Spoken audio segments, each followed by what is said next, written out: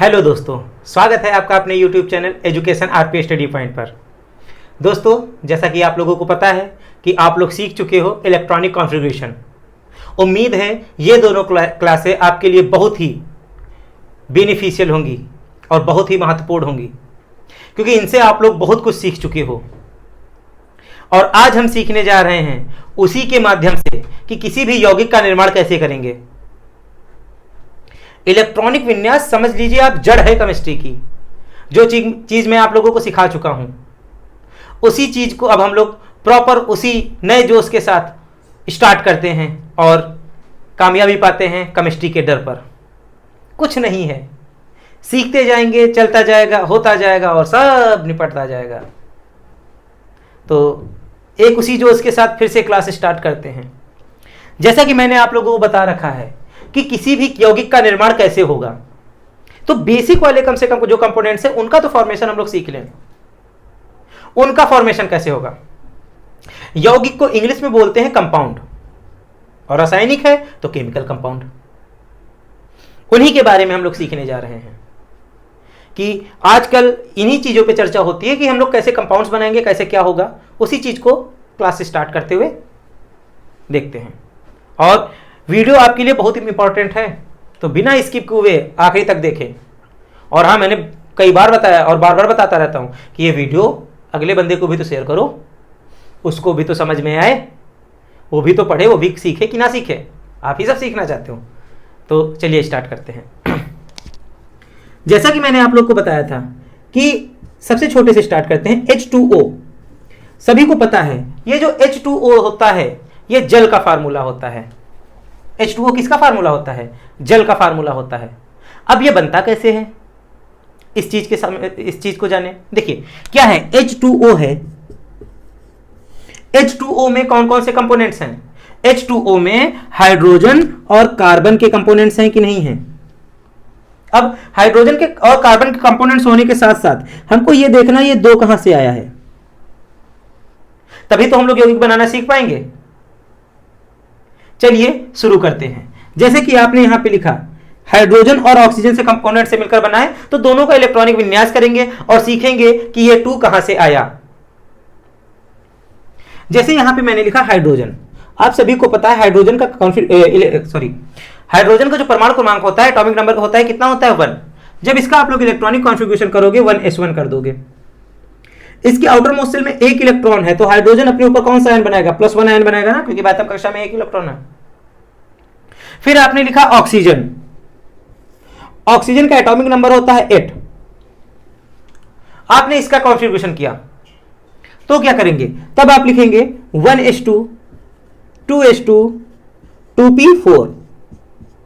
फिर देखा बातम कक्षा में कितने इलेक्ट्रॉन है? 6, मतलब 4 से ज्यादा है। स्टेबल होने के लिए 8 चाहिए होते हैं। जब 6 हैं तो ये क्या करेगा? इलेक्ट्रॉन गेन कर लेगा। कितने इलेक्ट्रॉन गेन करेगा? 2। जब 2 इलेक्ट्रॉन गेन करेगा तो ऑक्सीजन के ऊपर कितना आ जाएगा? -2 आयन आ जाएगा। हाइड्रोजन के ऊपर +1 आयन है, ऑक्सीजन के ऊपर -2 आयन है, तो इनकी आयनों की संख्या इनके नीचे लिखेंगे। देखो यहां पे लिखा मैंने हाइड्रोजन, यहां पे लिखा ऑक्सीजन, क्योंकि ये जो होते हैं एक निश्चित अनुपात में लेकर के बनाए जाते हैं। हालांकि अभी मैं आपको यौगिक की परिभाषा बताने वाला था, हमने सोचा पहले एक एग्जांपल उठा लेते हैं, फिर एक डिफिनेशन हो जाएगी, उसी के नीचे आप लोग एग्जांपल लिख लेंगे। देखिए अब हाइड्रोजन के आयनों की संख्या हाइड्रोजन के नीचे। हाइड्रोजन के पास कितना आयन है? 1 आयन है कि नहीं? तो हाइड्रोजन के नीचे क्या लिख दोगे? 1। ऑक्सीजन, ऑक्सीजन के नीचे ऑक्सीजन के आयनों की संख्या। ऑक्सीजन के आयनों की संख्या कितनी है? 2 लिख दिया। फिर आपने क्या कर दिया? क्रॉस मल्टीप्लिकेशन कर दिया। देखिए कितनी आसानी से हो गया। जैसे ही आपने इसका क्रॉस मल्टीप्लिकेशन किया तो फार्मूला बन के क्या आ गया? देखो 2 से मल्टीप्लिकेशन होगी H की तो H2 बना देगा, और 1 से मल्टीप्लिकेशन होने पर कोई इफेक्ट नहीं पड़ता है, और जल का फार्मूला बन के क्या आ गया? H2O आ गया। है ना आसान? लग रहा है ना बिल्कुल आसान। चलिए अब अगर आपको इसकी डिफिनेशन लिखनी है यौगिक की, तो हेडिंग लिखें यौगिक, और मैं उसकी डिफिनेशन बोले दे रहा हूं, आप लोग लिख लेंगे। लिखें 2 या 2 से अधिक तत्वों का निश्चित अनुपात में रासायनिक संयोग, देखो यहां पे मिश्रण नहीं बोल सकते हैं क्योंकि मिश्रण अनिश्चित हो सकता है, इसीलिए बोला जाता है संयोग। संयोग का मतलब मिलना। क्या बोला? दो या दो से अधिक तत्वों का एक निश्चित अनुपात में रासायनिक संयोग क्या कहलाते हैं? यौगिक कहलाते हैं। आपकी डेफिनेशन भी कंप्लीट हो गई। चीजें समझ में आ रही हैं? फिर से सुन ले और एक बार देख लें कि आपकी डेफिनेशन सही लिखी है कि नहीं लिखी है। मैंने क्या बोला? दो या दो से अधिक तत्वों का निश्चित अनुपात में रासायनिक संयोग क्या कहलाता है? रासायनिक यौगिक कहलाता है। बोलो राधे राधे। ठीक, उसके बाद उसके नीचे एग्जाम्पल लिख लें। देखिए कितना प्यारा सा मैंने आप लोग को एग्जाम्पल समझा रखा है।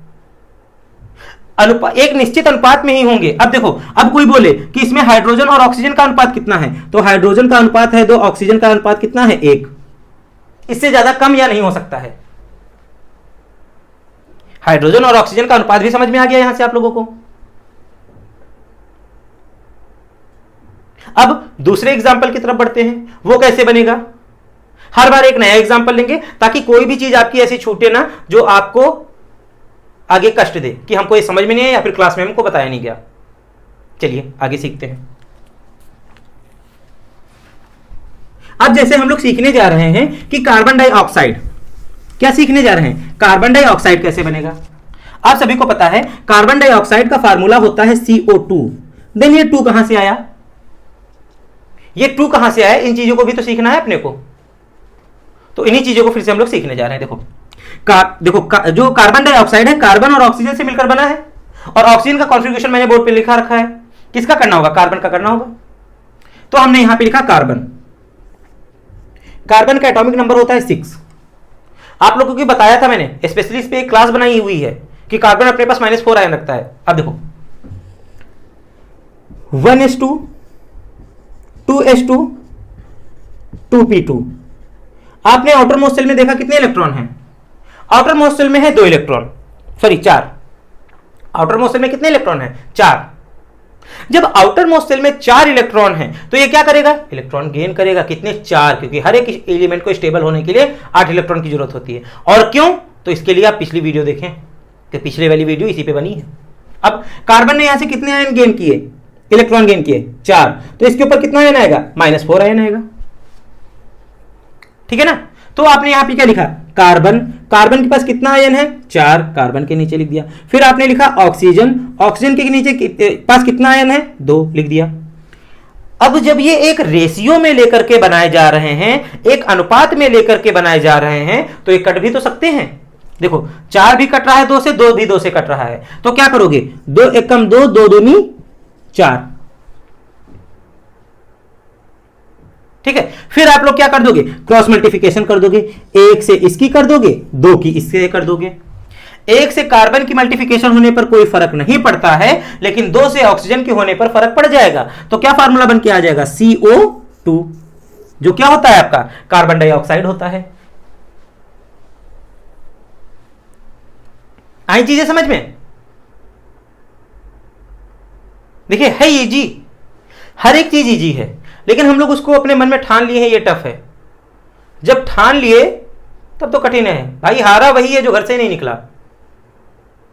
जो संघर्ष करेगा वो नहीं हारेगा, एक ना एक दिन मेहनत करके सफल जरूर हो जाएगा। तो अगर हम पहले से ठान ले कि ये चीज टफ है, उसके बारे में पढ़े ना, तो ऑलवेज हमको टफ लगेगी। तो उसके लिए हमको मेहनत करनी पड़ेगी, तभी तो चीजें समझ में आएंगी ना। बिना मेहनत किए कुछ समझ में आने वाला नहीं है। ये चीज समझ में आ गई कि नहीं आ गई? ठीक, अब एक दूसरा एग्जांपल लेते हैं, दूसरे तरीके से समझते हैं। कार्बन डाइऑक्साइड सभी को पता है, जब लकड़ी को जलाते हैं तो कार्बन डाइऑक्साइड निकलती है, लेकिन जब गाड़ियां चलती हैं उसमें से जो पॉल्यूशन होता है, जो धुआं निकलता है, वो कार्बन डाइऑक्साइड नहीं होता, वो कार्बन मोनोऑक्साइड होता है। याद रखना हमेशा से, क्योंकि लोगों को ज्यादातर मानना होता है लोगों का कि जो गाड़ियां चलती हैं उसमें से जो धुआं निकलता है वो कार्बन डाइऑक्साइड होता है। जो गाड़ियां चलती हैं उसमें से कार्बन डाइऑक्साइड ना निकल के कार्बन मोनोऑक्साइड निकलता है। अब बोलोगे सर ये क्या चीज है? बेटा जब कभी भी ईंधन को आधा जलाया जाए या फिर पूरी तरह से ईंधन ना जल पाए तो क्या होता है? कार्बन मोनोऑक्साइड बनाता है, ना कि कार्बन डाइऑक्साइड बनाता है। बोलोगे समझ में नहीं है, चलो मैं बताता हूं। देखिए गांव देहात के रहने वाले हैं हम लोग, उसके अकॉर्डिंग भी समझते हैं, शहर वाले तो समझ ही जाएंगे। गांव में चूल्हों पे जब खाना बनता था तो क्या होता था, जब खाना बन जाता था तो लकड़ी बाहर निकाल लेते थे, जितनी लकड़ी जली हुई बचती थी, बाद में उसके ऊपर पानी छिड़क देते थे। जैसे ही पानी छिड़कते थे उसमें से काला धुआं निकलता था ना, वो काला धुआं ही कार्बन मोनोऑक्साइड होता था, और साथ में हाइड्रोजन गैस निकलती थी। और कार्बन मोनोऑक्साइड हमारे लिए बहुत हार्मफुल है। तो गाड़ियों से जो धुआं निकलता है वो होता है CO, which is known as carbon monoxide. चीजें समझ में आ गई कि नहीं आ गई? अब नेक्स्ट एग्जांपल की तरफ हम लोग पढ़ते हैं। देखिए,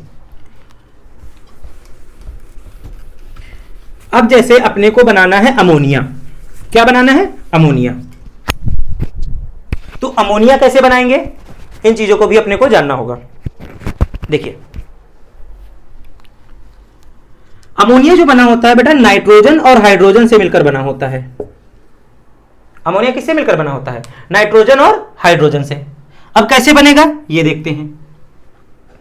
नाइट्रोजन का एटॉमिक नंबर 7, हाइड्रोजन का एटॉमिक नंबर कितना होता है? 1। बार बार कॉन्फ़िगरेशन करने की जरूरत नहीं है, लेकिन जो बच्चे अभी नए हैं हो सकता है उनको भी समझ में आए, इसलिए मैं बार बार कॉन्फ़िगरेशन कर रहा हूं। नहीं तो जो मेरे पुराने बच्चे उनको तो आता ही है कॉन्फ़िगरेशन। क्या करोगे? 1s2, 2s2, 2p3। Outer most cell में 5 इलेक्ट्रॉन है। क्या करेगा? 3 इलेक्ट्रॉन गेन करेगा। जब नाइट्रोजन 3 इलेक्ट्रॉन गेन करेगा तो -3 आयन आ जाएगा। फिर आपने किया हाइड्रोजन का, हालांकि मैंने अभी किया था 1s1, इसके पास क्या आएगा? प्लस का 1 आयन आएगा, क्योंकि आउटर मोस्ट में 1 इलेक्ट्रॉन है, वो लूज कर देगा। आई चीजें समझ में? हाँ, आ रही ही होंगी, क्योंकि आप लोगों ने इतना पढ़ रखा है, इतनी मेहनत कर रखी है, और मैंने करवा रखी है, तभी आ रही है, नहीं तो नहीं आती। फिर क्या किया आपने? नाइट्रोजन के नीचे नाइट्रोजन के आयनों की संख्या कितनी है? 3। हाइड्रोजन के नीचे हाइड्रोजन के आयनों की संख्या कितनी है? 1। फिर आपने किया क्रॉस मल्टीप्लिकेशन।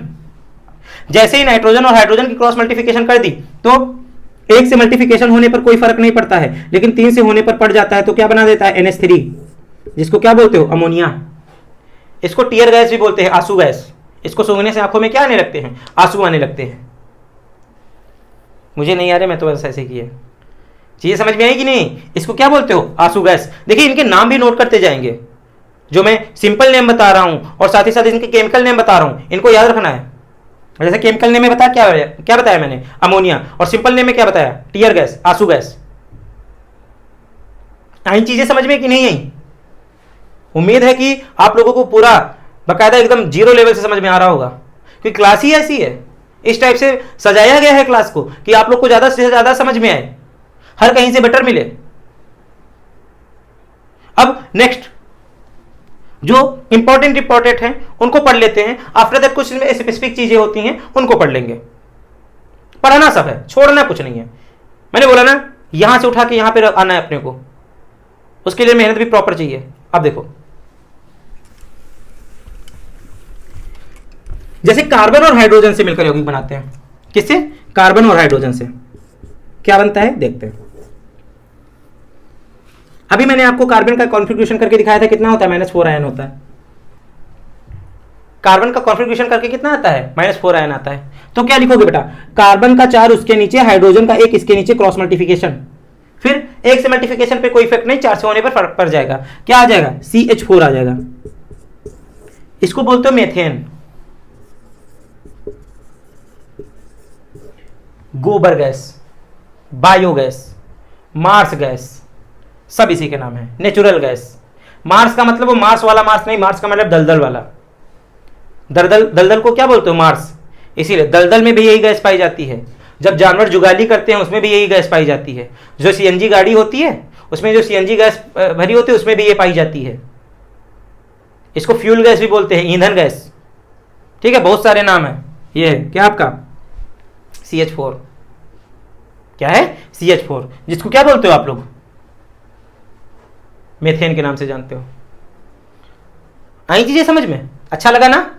देखो कई सारे इसके नाम बता दिए। मेथेन तो होता ही है, मार्स गैस भी नाम होता है, नेचुरल गैस भी नाम होता है, बायोगैस भी नाम होता है ना? हाँ ठीक।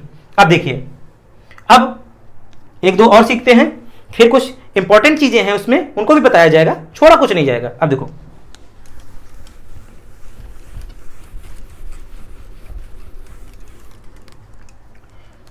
जैसे आपके सामने आया एल्यूमिनियम, नहीं, सोडियम और क्लोरीन का देख लेते हैं। सोडियम और क्लोरीन से मिलकर कोई कंपाउंड बनता होगा, उस कंपाउंड को जानते हैं। देखिए, सोडियम का एटॉमिक नंबर होता है 11, क्लोरीन का होता है 17। आपने कॉन्फ़िगरेशन किया, जब सोडियम का इलेक्ट्रॉनिक कॉन्फ़िगरेशन किया तो क्या किया, 1s2 2s2 2p6 3s1। Chlorine का किया 1s2 2s2 2p6 3s2 3p5। आई चीजें समझ में। और जैसे इसका कॉन्फ़िगरेशन किया, आपने देखा कि सोडियम के आउटर मोस्ट सेल में एक इलेक्ट्रॉन है, लूज करके +1 आयन बनाएगा। फिर आपने देखा क्लोरीन आउटर मोस्ट सेल में 7 इलेक्ट्रॉन है, इलेक्ट्रॉन लूज करके कितना आयन बनाएगा, सॉरी गेन करके -1। तो सोडियम का 1 इसके नीचे, क्लोरीन का 1 इसके नीचे, क्रॉस मल्टीप्लिकेशन क्या बन गया, NaCl। और NaCl आप लोग खाते हो, जो घर का नमक है, शुद्ध देसी आयोडीन वाला नमक, वो नमक कौन सा होता है, ये होता है, NaCl होता है। ठीक है, इसको टेबल सॉल्ट भी बोलते हैं, ब्राइन सॉल्यूशन भी बोलते हैं, सी सॉल्ट भी बोलते हैं, सोडियम क्लोराइड भी बोलते हैं, सिंपल सॉल्ट भी बोलते हैं। क्या बोले मैंने, सिंपल सॉल्ट, सी सॉल्ट, टेबल सॉल्ट और रॉक सॉल्ट और सोडियम क्लोराइड। आप इसको नोट कर लें, मैं थोड़ा सा पानी पी के आता हूं।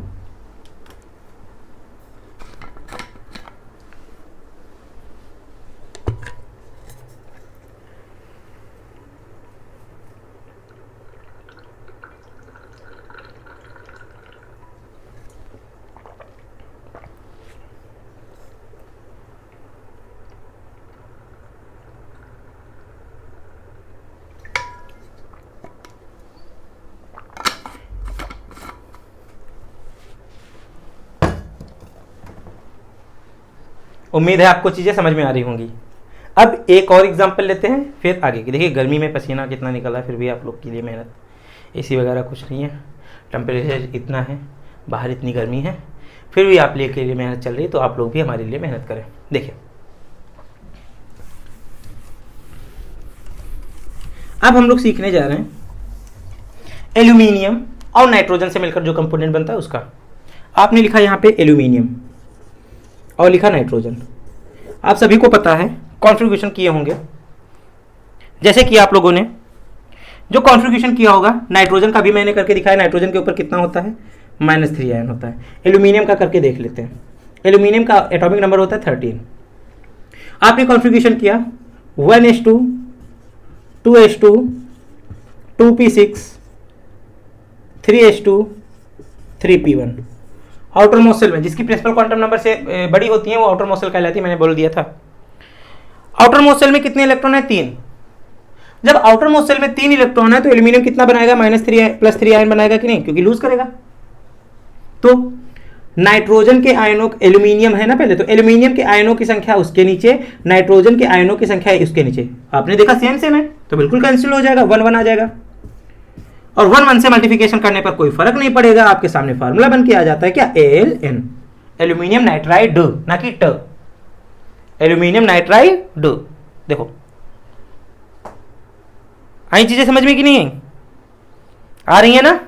देखो, आप लोग खुद बनाना सीख गए हो, लेकिन अब हम लोग वो चीजें सीखने जा रहे हैं जो हमारे लिए बहुत इंपॉर्टेंट हैं,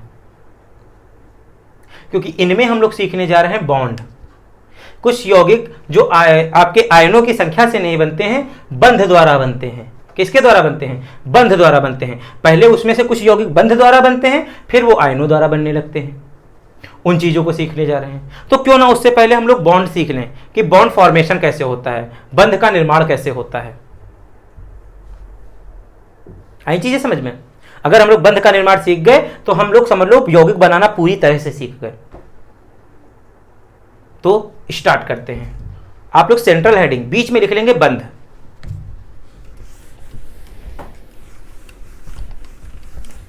देखिए, जब कभी भी इलेक्ट्रॉनों के बीच साझा होता है तो बंध का निर्माण होता है।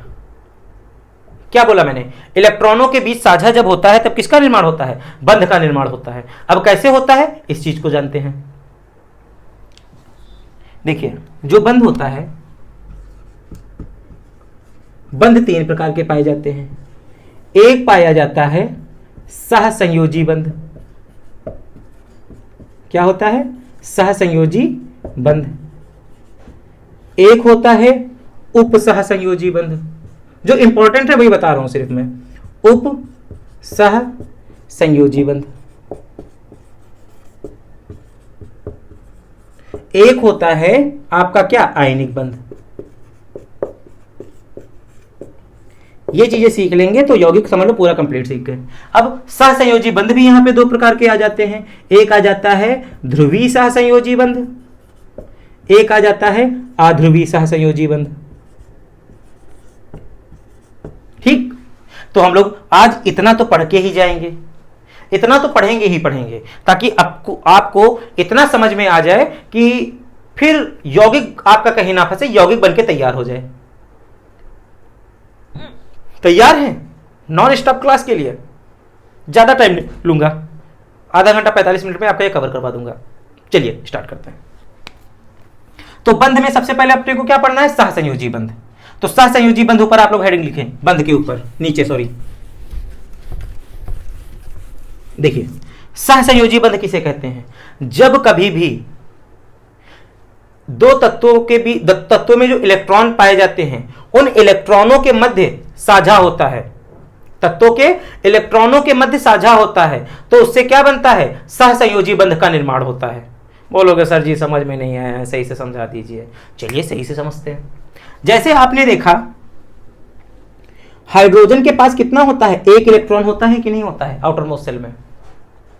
क्लोरीन का आप लोग कॉन्फ़िगरेशन करते हो, क्लोरीन के आउटर मोस्ट सेल में कितने इलेक्ट्रॉन होते हैं? 7 इलेक्ट्रॉन होते हैं कि नहीं होते हैं?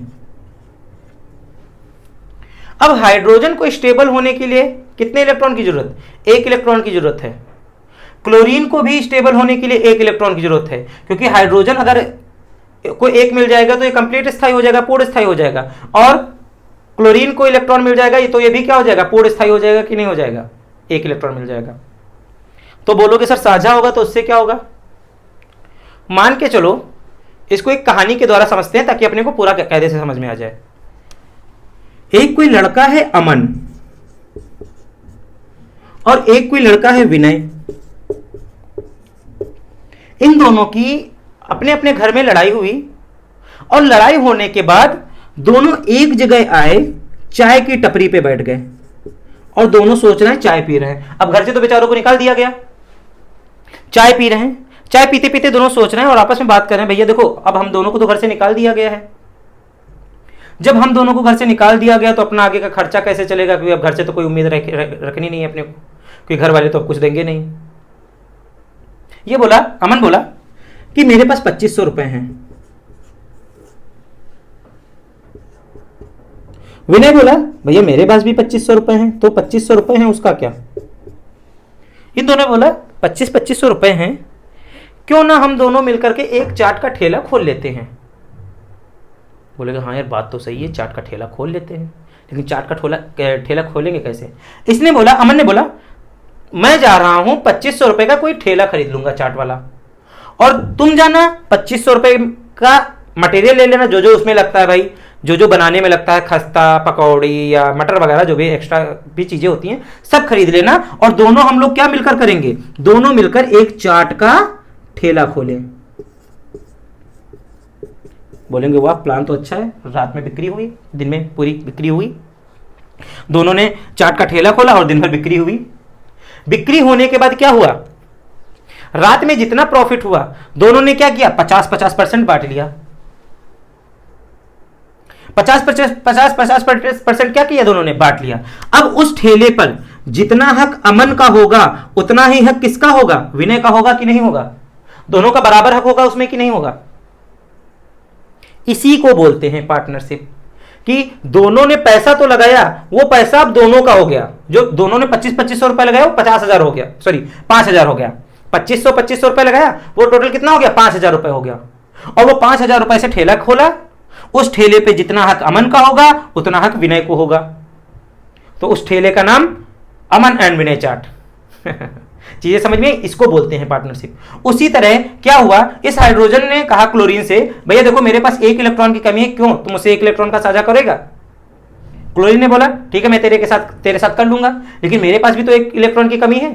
तो बोले क्यों ना पार्टनरशिप करते हैं कि अगर मैं तुम्हारे साथ एक इलेक्ट्रॉन का साझा ऐसे कर रहा हूं तो हाइड्रोजन बोलेगा मैं भी तो तुम्हारे साथ ऐसे कर रहा हूं।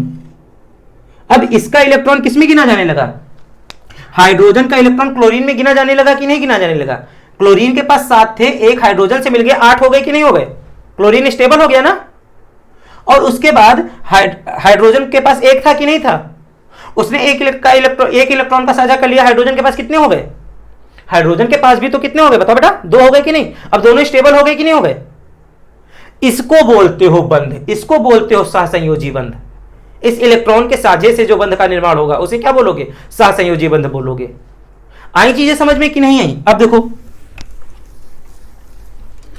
एक बंध का निर्माण, जो एक बंध होता है उस एक बंध का निर्माण बेटा 2 इलेक्ट्रॉनों से मिलकर होता है। अब यहां पे हाइड्रोजन और क्लोरीन के बीच टोटल कितने इलेक्ट्रॉनों के मध्य साझा हुआ? 2 ही इलेक्ट्रॉनों के मध्य तो साझा हुआ, 2 ही इलेक्ट्रॉन तो पार्टिसिपेट करना है किसी बंध में, शेयरिंग में।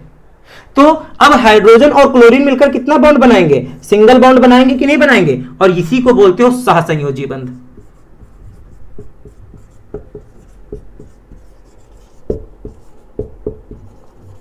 समझ में आ गया? तो सहसंयोजी बंध की अगर आपने उसकी हेडिंग लिखी है तो परिभाषा लिख लो।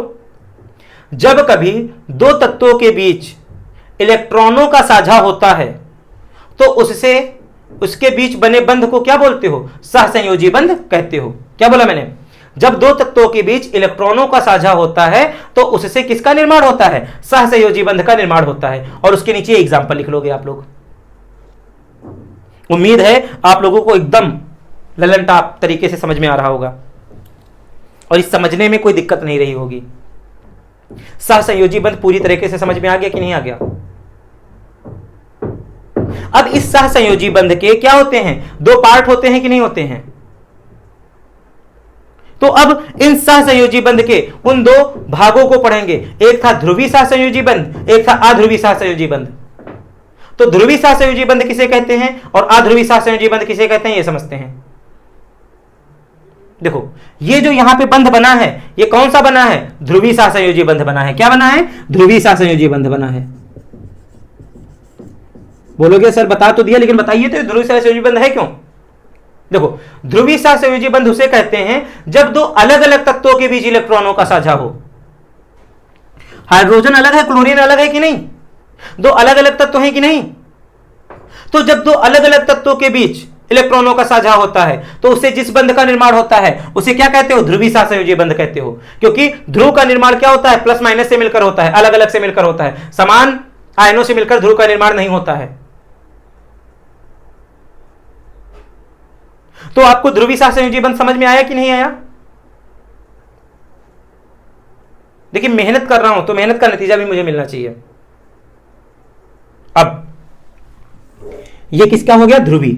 अध्रुवीय वाला इधर ही समझ लेते हैं ताकि दोनों में आप लोग क्या कर पाओ? कंपैरिजन कर पाओ कि इसमें से ध्रुवीय सहसंयोजी बंध क्या है, अध्रुवीय सहसंयोजी बंध क्या है। ध्रुवीय सहसंयोजी में आप लोग को क्या मैंने डिफिनेशन बताई? जब 2 अलग अलग तत्वों के बीच इलेक्ट्रॉनों का साझा होता है तो उससे जिस बंध का निर्माण होता है उसे ध्रुवीय सहसंयोजी बंध कहते हो। दिमाग में तुरंत घंटे बज गए, बोल दोगे जब समान तत्वों के बीच इलेक्ट्रॉनों का साझा होता होगा तो जिस बंध का निर्माण होगा तो उसे क्या कहोगे? अध्रुवीय सहसंयोजी बंध कहोगे। होशियार हो रहे हो, समझ में आ रहा है ना? अब ये कैसे होगा? इस चीज को समझे ना? समझना चाहते हैं ना? तो समझो। देखो,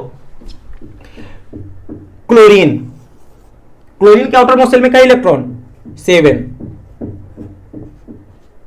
दूसरा क्लोरीन, उसके भी आउटर मोस्ट शेल में कई इलेक्ट्रॉन होंगे? 7। दोनों क्लोरीन को स्टेबल होने के लिए कई इलेक्ट्रॉन की जरूरत है। यहां पर दोनों क्लोरीन को स्टेबल होने के लिए मैंने पूछा कई इलेक्ट्रॉन की जरूरत है।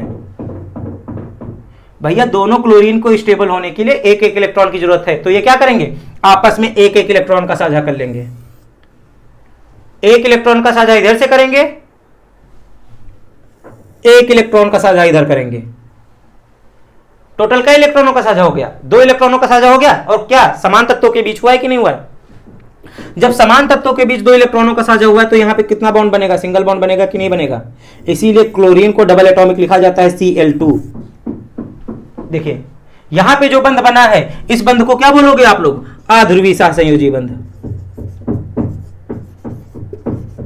आध्रुवी सह संयोजी बंध।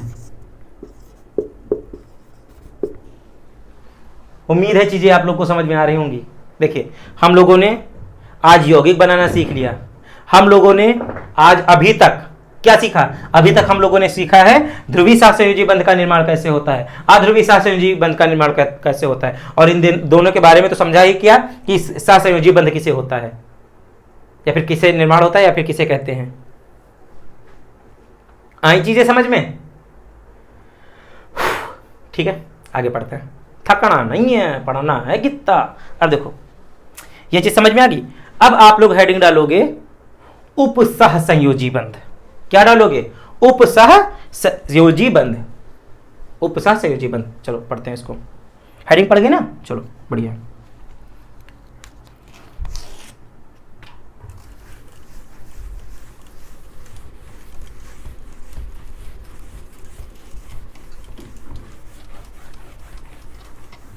चलिए देखते हैं उपसह संयोजी बंध किसे कहते हैं। उपसह संयोजी बंध पढ़ने से पहले क्यों ना एक कहानी सुन ली जाए, है ना? एक कहानी सुन के पढ़ेंगे तो ज़्यादा समझ में आएगा। तो शुरुआत ही वैसे करते हैं कि एक कहानी से पढ़ें और हम लोग को समझ में आ जाए, और फिर क्लास तो आगे बढ़ती रहेगी ही। ओके, चलिए स्टार्ट करते हैं। देखिए आज पार्ट 1 बन रहा है, हो सकता है मैं इसका पार्ट 2 लेकर आऊँ। अगर चीज़ें कंप्लीट नहीं हुई तो पार्ट 2 इसका ज़रूर आएगा। ठीक है, तो किसी भी चीज़ की टेंशन नहीं लेंगे कि सर आपने आधा समझाया या कुछ नहीं समझाया। समझेंगे पूरा, लेकिन अंत तक चलेंगे, लड़ेंगे अंत तक।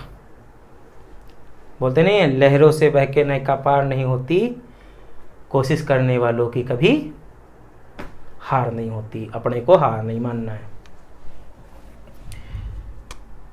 उपसह संयोजी बंध समझाने से पहले मैं क्या बोल रहा था? उपसह संयोजी बंध समझाने से पहले एक कहानी सुनते हैं।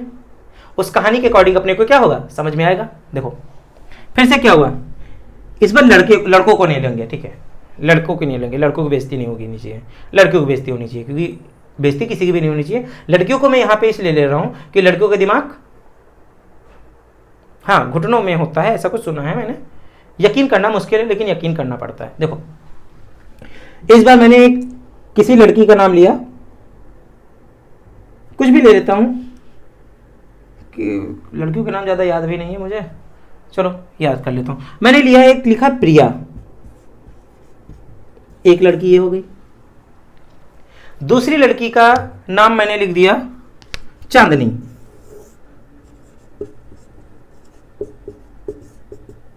ये 2 लड़कियां हो गई। इन दोनों लड़कियों की भी घर पे मम्मी पापा से लड़ाई हुई, और ये दोनों भी क्या हुई, बाहर आई चाय की टपरी पर। दोनों चाय पी रही हैं। फिर से वही कन्वर्सेशन, कौन सी वाली? जो अमन और विनय के बीच हुई कि भैया देखो चाय तो पी रहे हैं, चाय का पैसा तो अभी है। घर से कितना रुपए लेके आई? ये 2500 रुपए लेके आई। ये भी घर से कितना रुपए लेके आई? 2500 रुपए लेके आई। दोनों की कन्वर्सेशन चल रही है, चलो चाय पी लेते हैं, लेकिन इसके बाद फ्यूचर का क्या, उसके बारे में भी तो कुछ सोचना है। खर्चा कैसे आगे का चलेगा? तो प्रिय लिख दिया, सॉरी प्रिया। तो इन दोनों ने सोचा अपना खर्चा तो चलना ही घर पे, या अपना खर्चा घर पे नहीं चलना। किसी एक ने सोचा चलो ठीक है कुछ ना कुछ प्लानिंग करते हैं, तो इन लोगों ने सोचा चलो चाय, फिर से क्या करेंगे, चाट का ठेला खोलेंगे। ये चाट का ठेला खोलने की बात पता कौन कर रहा है? चाट का ठेला खोलने की बात कर रहा है, मतलब कर रही हैं प्रिया। प्रिया ने बोला भैया 2500 रुपए है, दोनों चाट का ठेला खोलते हैं। ये चीज चांदनी को पसंद नहीं आई। चांदनी ने बोला भैया देखो भाई, मैं हाथ पर जोड़ करके अपने घर चली जाऊंगी, ठीक है, और पापा से बोल दूंगी, मम्मी से बोल दूंगी, तो वो हमें अपने घर पे रख लेंगे, ठीक है, मुझे कोई बिजनेस करने की जरूरत नहीं है। प्रिया ठहरी स्वाभिमानी, बोली वो जब तक मेरे पास नहीं आएंगे तब तक मैं अपने घर नहीं जाऊंगी। तो दयालु है चांदनी। चांदनी ने कहा ठीक है तुम ठेला तो खोलने जा रहे हो, 2500 में तो तुम्हारा ठेला खुलेगा नहीं, ये तो मुझे भी पता है, तुम अपना ठेला खोलो, 2500 रुपये मेरे से ले लो, और अपना देखना भालना जब भी जो भी करना है तुम करना। उस ठेले से मुझे मतलब नहीं है। ये चाट ठेले का नाम ना रख देना प्रिया एंड चांदनी चाट कंपनी। तुम अपना ठेला खोलो, तुम अपना चाट बनाओ, तुम अपना बेचो, लेकिन हाँ पैसे मेरे से लिए जाओ, क्योंकि मेरे वजह से तुम्हारा काम नहीं रुकना चाहिए, क्योंकि मेरा तो काम घर पे चल जाएगा। बोली ये भी बात सही है। प्रिया ने कहा क्या, ये भी बात सही है। तो क्या उस ठेले में चांदनी की पार्टनरशिप हुई? नहीं ना। चांदनी तो पैसा दे दिया है, चांदनी ने तो पैसा दे दिया है कि जाओ तुम अपना ठेला खोलो, जाके तुम्हारा काम हो जाएगा। तो यहां पे जब चाहे चांदनी प्रिया से अपना पैसा ले सकती है कि नहीं ले सकती है? ठेले में कोई उनका योगदान नहीं है। तो यहां पे पैसा किसी एक के द्वारा ही दिया जा रहा है और काम किसके चल रहा है? दूसरे का चल रहा है। इसमें कोई भी पार्टनरशिप किसकी नहीं है? चांदनी की नहीं है। तो यहां पे जो बॉन्ड बनेगा, इस टाइप से जो बॉन्ड बनता है, मतलब जिसमें इलेक्ट्रॉन किसी एक ही एलिमेंट के द्वारा दिए जाते हैं, जिसमें इलेक्ट्रॉन क्या होता है? किसी एक ही तत्व के द्वारा दिया जाता है, और वहां पे जिस बंध का निर्माण होता है उस बंध को किस नाम से जाना जाता है? उपसहसंयोजी बंध के नाम से जाना जाता है। देखिए कहानी से समझ में आ गया ना। बेचारी प्रिया घर ही नहीं गई, चांदनी ने हाथ पैर जोड़ा और घर पहुंच गई। इन्होंने अपना ठेला खोला, मशहूर चाट एंड ठेला कंपनी। चलिए अब इसको एक एग्जाम्पल के जरिए समझते हैं। कहानी के जरिए समझ गए, एग्जाम्पल के जरिए समझते हैं, फिर इसकी डिफिनेशन लिख लेंगे, है ना। चलिए स्टार्ट करते हैं।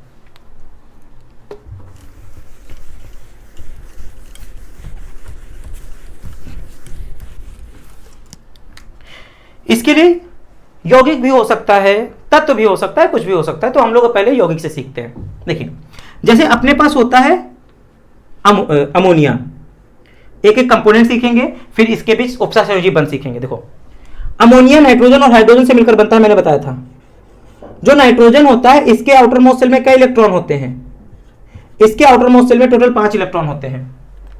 इसको स्थायी होने के लिए कई इलेक्ट्रॉन की जरूरत है? 3 इलेक्ट्रॉन की जरूरत होती है।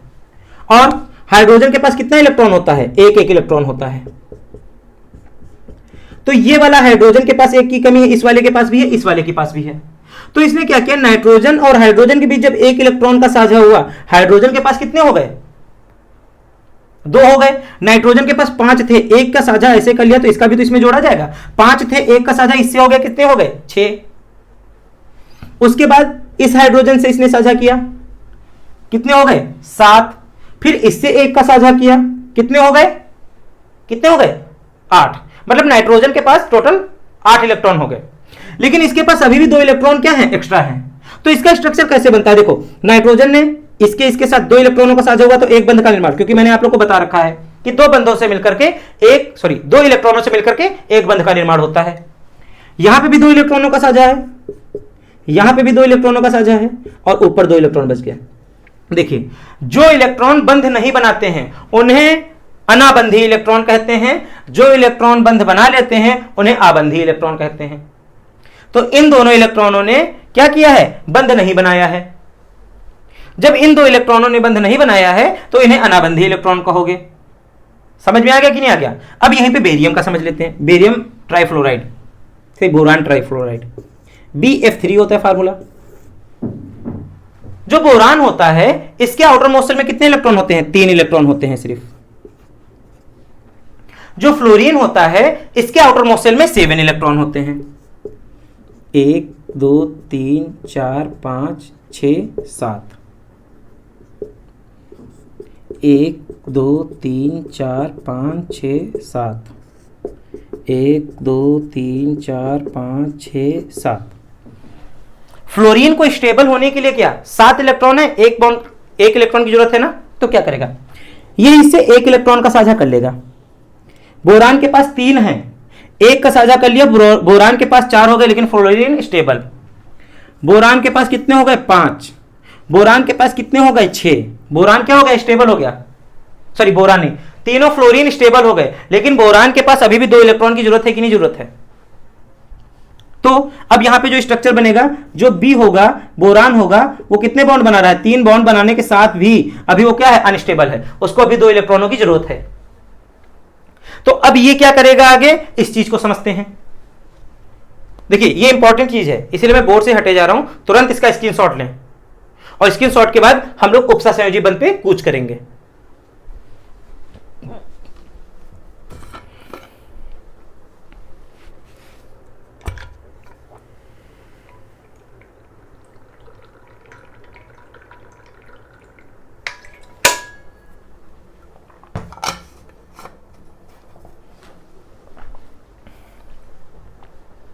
ठीक, ओके। हेडिंग पढ़ गई ना, उपसंयोजी बंध। चलिए इसको पढ़ते हैं।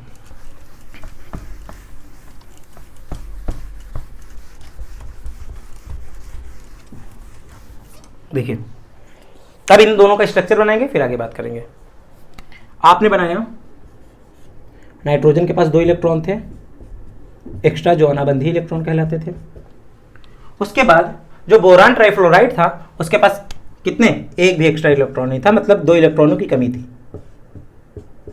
तो क्या होगा, ये किसके पास जाएगा, नाइट्रोजन के पास जाएगा। भैया देखो कमी है अपने पास, ठीक है, मुझे पता है आपके पास कमी नहीं है, लेकिन आप मेरी मदद कर सकते हो, ठीक है, आप मेरी मदद कर सकते हो। मैं तो आपको कुछ दे ही नहीं सकता क्योंकि मेरे पास में पहले से ही कमी है, लेकिन आप कुछ कर सकते हो, आप मेरी मदद कर सकते हो। बोलेगा हाँ जरूर कर सकता हूँ, लेकिन मैं जब चाहूँ मैं तुमसे ये 2 इलेक्ट्रॉन ले सकता हूँ।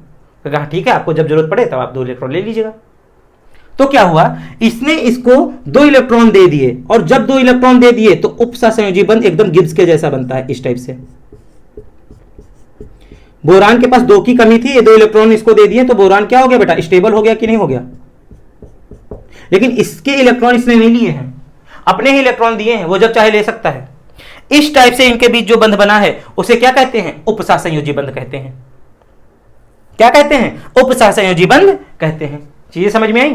तो उपसहसंयोजी बंध की जो परिभाषा होती है वो ये होती है, जब कभी 2 यौगिकों के बीच इलेक्ट्रॉनों का ऐसा साझा हो कि इलेक्ट्रॉन किसी एक ही यौगिक के द्वारा दिए जाएं, तो उनमें जो बंध बनता है उस बंध को क्या बोलते हो, उपसहसंयोजी बंध के नाम से जाना जाता है। तो ये उपसहसंयोजी बंध समझ में आ गया कि नहीं आ गया। एक चीज और समझ लेते हैं, इसके बाद क्लास को आज की यहीं पे ड्रॉप करेंगे, और जो भी कुछ बचेगा उसको नेक्स्ट वाली क्लास में पूरा एकदम कंप्लीट पढ़ लेंगे। क्या बचा है, देखो हम लोगों ने अम्ल क्षार की परिभाषा पढ़ी होती है, हालांकि मैंने आप लोग को अभी पढ़ाया नहीं है, अभी आगे आने वाली वीडियो में पढ़ाऊंगा जब हाई स्कूल का कोर्स स्टार्ट करूंगा, लेकिन उससे पहले समझ लो। हाई स्कूल में हम लोगों ने पढ़ी होती है अम्ल की परिभाषा, वे रासायनिक यौगिक जिनका जलीय विलयन H+ आयन देता है, मतलब हाइड्रोनियम आयन देता है, क्या कहलाता है, अम्ल कहलाता है। क्षार में पढ़ रखी होती है वे रासायनिक पदार्थ जो जलीय विलयन में OH- मतलब हाइड्रोक्सी आयन देते हैं, क्या कहलाते हैं, क्षार कहलाते हैं। लेकिन यहां पे जब सामने आ गया, मैं सोचता हूं कि आप लोग समझ लो। देखो यहां पे क्या होता है, जब किसी यौगिक के पास इलेक्ट्रॉनों की अधिकता हो वो क्या कहलाते हैं, क्षार कहलाते हैं, और जिस किसी यौगिक के पास इलेक्ट्रॉनों की कमी हो वो क्या कहलाते हैं, अम्ल कहलाते हैं। तो यहां से अम्ल और क्षार समझ में आ गया कि नहीं आ गया, है ना। आपका बच्चा है आयनिक यौगिक, फिर उसके बाद बचे हैं कुछ यौगिक, वो स्पेसिफिक चीजें हैं, उनको हम लोग नेक्स्ट वीडियो में जानेंगे। उम्मीद है क्लास आप लोग को अच्छी लगी होगी, क्लास को एंजॉय किया होगा और एक अच्छे तरीके से पढ़ रहे होंगे, प्रॉपर नोट्स बना रहे होंगे। तो आपकी आगे आने वाली वीडियो में बहुत ही कुछ आप लोग को सीखने को मिलेगा। तब तक के लिए जय हिंद, जय भारत।